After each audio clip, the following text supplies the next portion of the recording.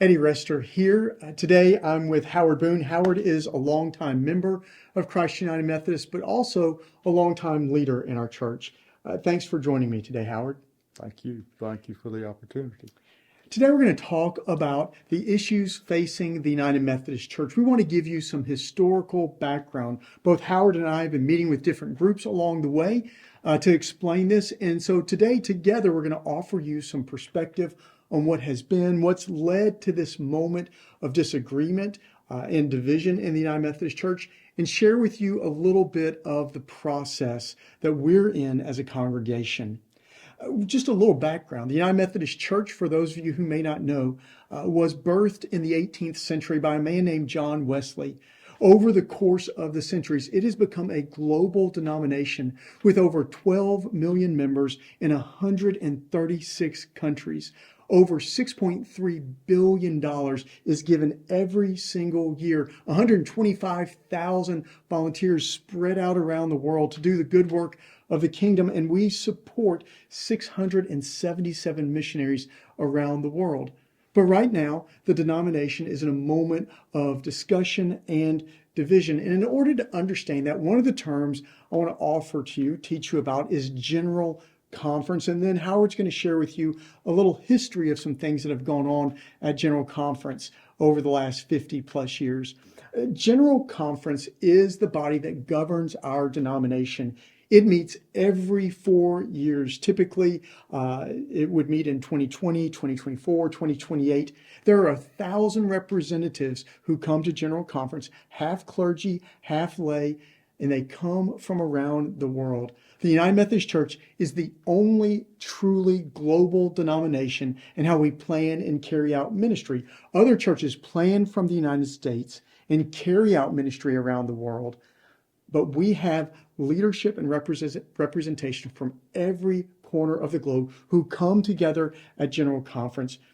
General Conference, what you need to know, is the only body that can speak for the United Methodist Church. Bishops can't speak for the church. Local pastors can't. Different groups can't speak for the church. Only if they're reading from the Book of Discipline or the Book of Resolutions are they truly speaking for the United Methodist Church. General Conference every 4 years is charged with the task of revising and updating the Book of Discipline. That's our book of law and theology. There are parts of the Book of Discipline that can be changed and parts that can't. The articles of religion, the general rules, are covered under what we call restrictive rules. That's information about what we believe about Jesus and the divinity of Jesus, the Trinity, salvation. Those things can't be changed, but other parts can. And that's where we begin the discussion of division and disagreement. So Howard, tell us a little bit about the history of what got us to this moment through General Conference. The Methodist Church rocked along for about 200 years after John Wesley sent folks over from England to start our church. And our position on marriage was it was between one woman and one man, and it was a monogamous relationship. And it was forever until death us do part. In 1968, the Evangelical United Brethren Church, EUB, some of y'all would remember Jim Porter. He was in that denomination when we merged in 1968. And when we did, there was a need expressed that we study human sexuality.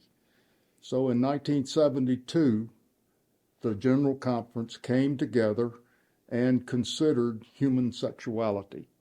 And presented at that time was the statement that we believe that persons of homosexual orientation are persons of sacred worth who need the ministry and guidance of the church. And we added that the church does not condone the practice of homosexuality and considers this practice incompatible with Christian teaching. There's a lot of debate, but that language was approved and put in the discipline.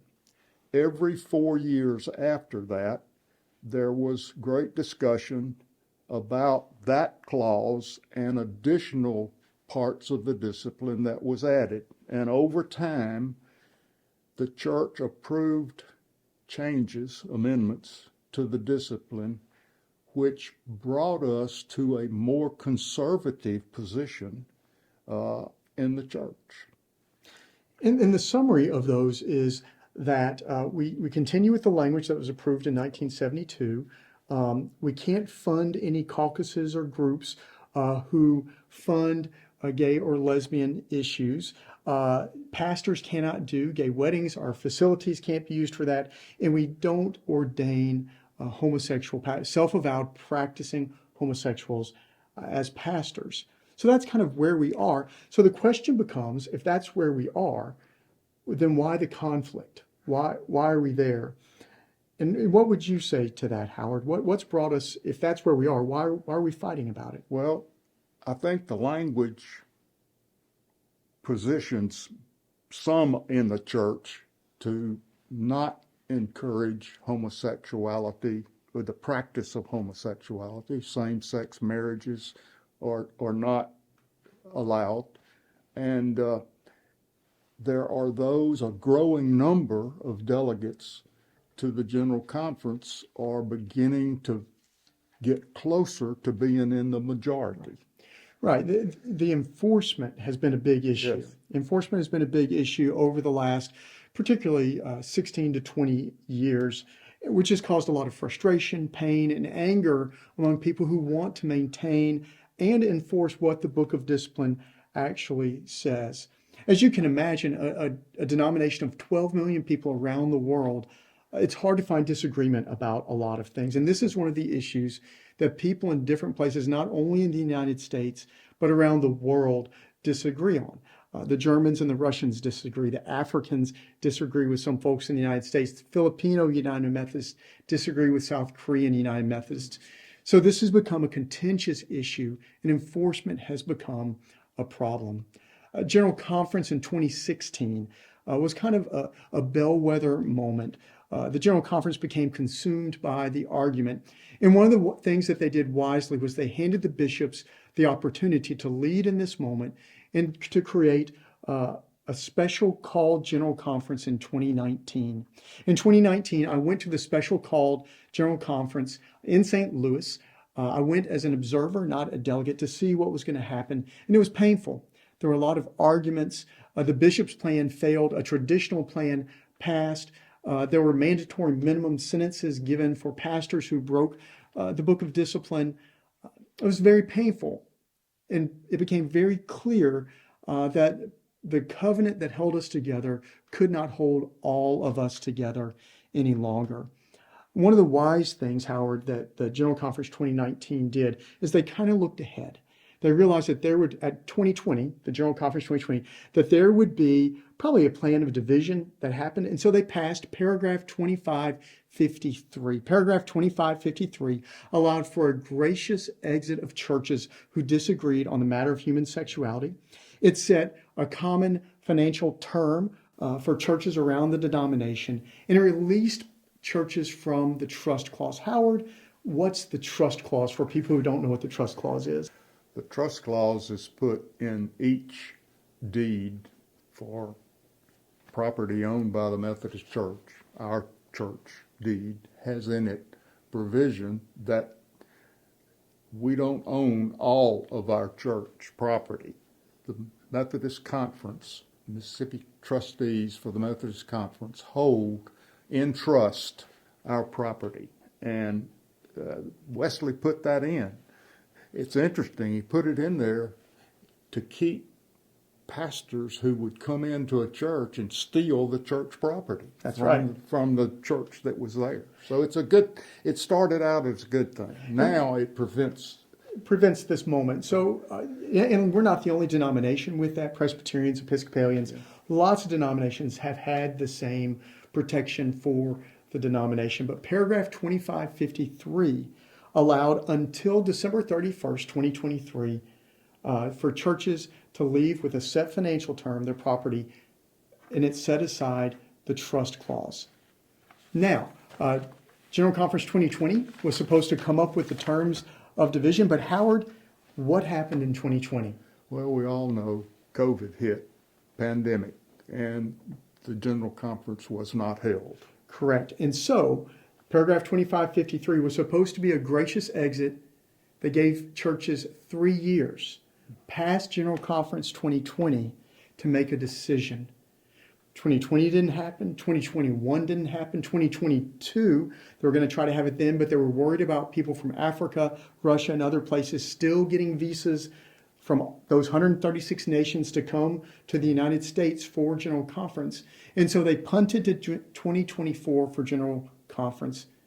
But what that meant was that paragraph 2553 would sunset. It would expire before General Conference 2024. And that created a lot of anxiety and a lot of stress for churches, worried that if they did not act before the end of this year, that they would not be able to make an exit from the United Methodist Church if they chose to do so later.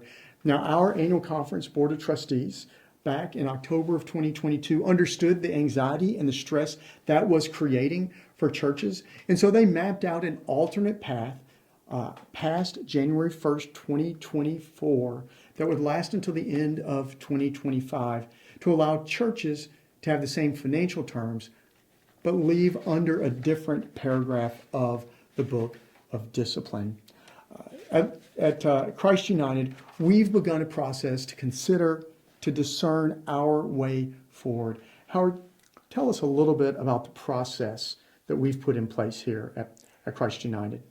Okay, the process is to study this issue and come back to the church conference with a recommendation on what our church should do.